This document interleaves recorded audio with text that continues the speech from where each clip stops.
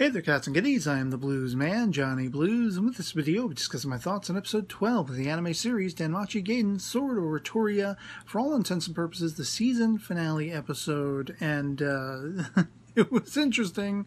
Somewhat interesting. It was action-packed, and I loved all of the action elements. The entirety of Loki Familia, who'd gone down to the dungeon depths of level 59, seeking whatever this truth was that was meant for eyes to behold, turned out to be this fallen spirit. And, I had thought it was the sort of evolved form of Revis, but that turns out not to be the case. If you stay after the end credits, you see a whole lengthy segment of follow-up material after everything is said and done, after the battle has concluded with this giant plant creature, a humanoid top, a plant-like base, and all of these monsters that we find it was only creating as an extension to power itself up and to fuel its evolution and such like that. But then we also find that it's only sort of a stemming off of the root creature, the root spirit or whatever like that, which is strange. It's like, an end game boss, but then you're finding out, well, actually there's a bigger, badder one out there somewhere. They're going to have to side quest for, you're going to have to find, and such like that.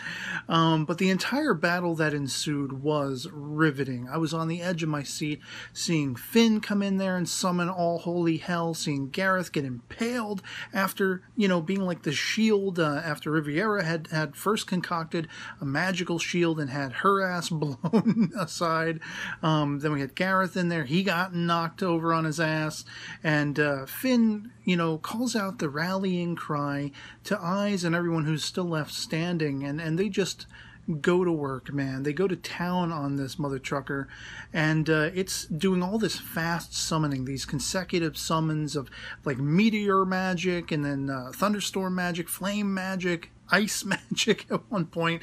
Lafia, she is doing the best she can to create magical barriers as well. She ends up getting knocked on her ass, and right in the heat of this very intense moment where Eyes is about to make a strike, and you have this spirit, this creature summoning those ice blasts to try to knock Eyes out.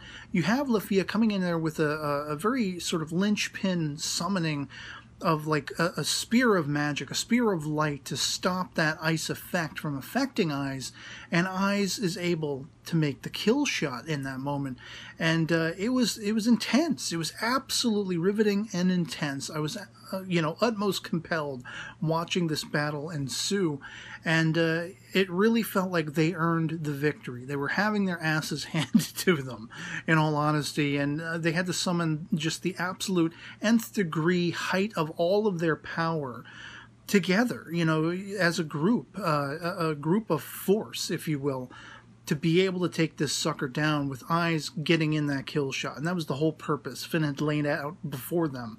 We're all going to do whatever we can to buy time enough for Eyes to get that kill shot. And that's exactly what she did.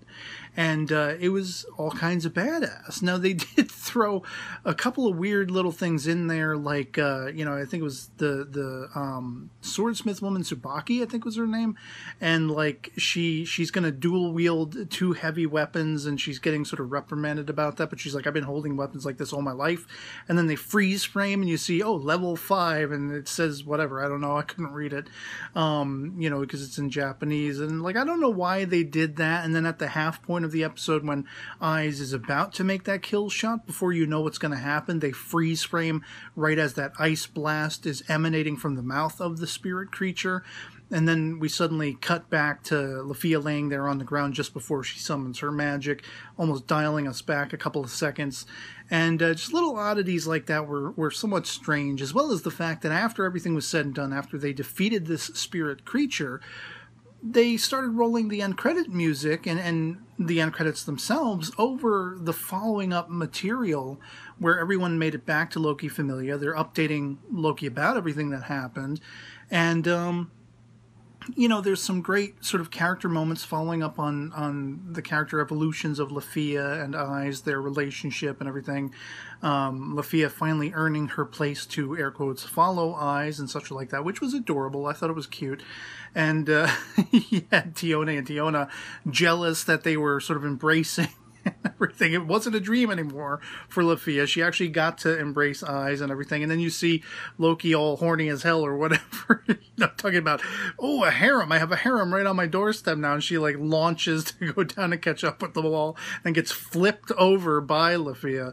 But like it was odd because then we have like another solid 6 minutes almost after the end credits are done, giving us all this follow-up information about the fact that, oh, this spirit was like a fallen spirit. It goes back to the age before the gods when spirits would, sort of help as God's servants or servants to mankind, adventurers or something like that.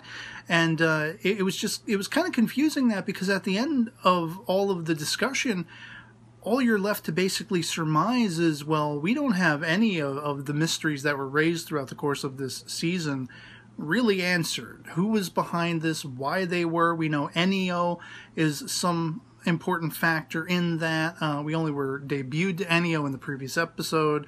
And, it's just like, as I say, this plant creature, whatever it was, I had thought it was Revis, turned out not to be. Revis is still very much alive and well, and she's still gunning for Eyes, wanting to take Eyes down, consume her at some point. And it's just like nothing is really answered by the end. It's kind of a shame for that. So they went down to this level 59 and they destroyed the spirit creature. It wasn't even the final form. Apparently was an extension of the actual legitimate spirit, the fallen spirit, which is even deeper down in the dungeon, according to Uranus talking to Fells. And Fells, we finally get to see some hint of what Fells is under the hooded cloak with a giant clawed hand. And I don't know what that's meant to signify exactly. Basically someone wants to destroy Oratoria, the entire city that this dungeon is surrounded by, and they are trying to evolve and summon forth all these different fallen spirits from ages past in order to do that, fueling them and fueling their evolution through eating these newly created monsters, through their magical crystals and everything like that. And so, okay, but why, other than to destroy the world? Like, who are the people actually behind this? Who is directly responsible? Why is this so seemingly surrounding the family history of Eyes? Why does everyone think Eyes is Arya? And such like that. I mean, there's just so much left sort of waiting in the wings, and it's like, well, eventually the story will have to continue to fill in all the blanks, right? I hope, sort of, kind of, maybe. A season 2 that sees a pairing up between Eyes and Belle. That's one thing I did like in the battle that ensued. Finn had actually referred back to Belle and the achievements all of Loki Familia had seen and witnessed that he had achieved in defeating the Minotaur, to basically rally them and say, look, are you just going to be sort of onlookers watching passively by as people like Belle get up to that nth degree level and can destroy monsters such as what we're facing now? Or are you going to, lift your britches and come and be a part of this fight and max out your power and do the same kind of thing, do the same kind of damage? Very much psyching them out, using what they saw Belle accomplish as a means to do that. I thought that was pretty awesome, calling back to Belle. And so I'm a little disappointed by the end, because it seems like there's still so much left open, left unanswered, and I don't know when and if that's going to be delved into, whether we're going to get a third season or there's going to be a season 2 of sort of Oratoria or whatever. So it's conflicting, because I thought it was a really raucous, action-heavy, badass first half of the episode, maybe 3/4 of the episode. Once the battle was done and the end credits are rolling and everything seems to be back to status quo, then after that we get all this information to say, well, they really didn't accomplish much, because we still don't know who was behind all of this, what they were after, other than destroying the world. And as a means by which to do that, they are summoning forth all these spirits, these fallen spirits of old and everything that goes all the way back in time. And it just seems like so much of the mystery, so much of the speculative aspects of the story that was very much what I enjoyed talking about and speculating about in these videos covering the entirety of the season. None of that's really answered. So Otherwise, though, I mean, for the most part, the series was really enjoyable. It was really enjoyable and intriguing in how it set up all of these mysterious aspects that unfortunately have gone unanswered by the end. And I still really enjoyed dipping back into the DanMachi universe. And, you know, even though the focus was much more on Eyes and Loki Familia, not so much on her specifically, although it would eventually become, you know, focused on her, whereas at the start it was a little more ensemble, you know, oriented. And it would go back and forth. She would come into the focus and then out of the focus for, you know, the favor of the ensemble of characters surrounding her. Didn't really have a problem with that, you know. At the beginning I did because I didn't expect that, but I enjoyed it that much more for it, getting to know more of Loki Familia and seeing what bonds they had together and such like that. They're ribbing each other, you know, when Riviera and Gareth had fallen in the battle, and Finn is like, are you guys going to get up or what? And then, of course, Gareth gets up and he's like, that little asshole.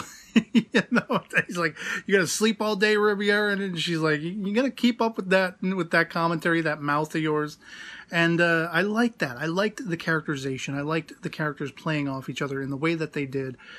But yeah, it's sorely disappointing by the end that so much of the mystery aspects remain a mystery by the end. It's really sort of, you know, aggravating that.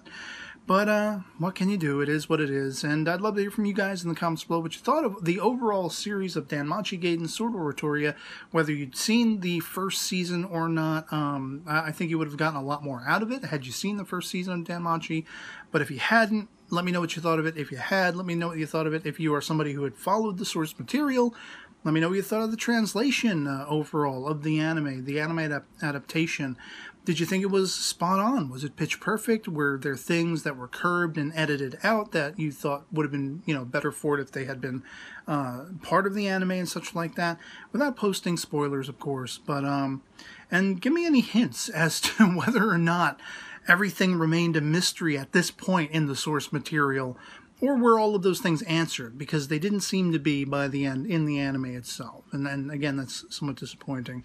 But yeah, otherwise, that'll be pretty much it for me on this. That's all I got to say about DanMachi Gaiden Sword Oratoria. And I can only hope that we'll eventually get another season or something that answers all of these questions, these remaining overhanging questions. And otherwise, I hope this video finds you well. I'll catch you all later. Peace.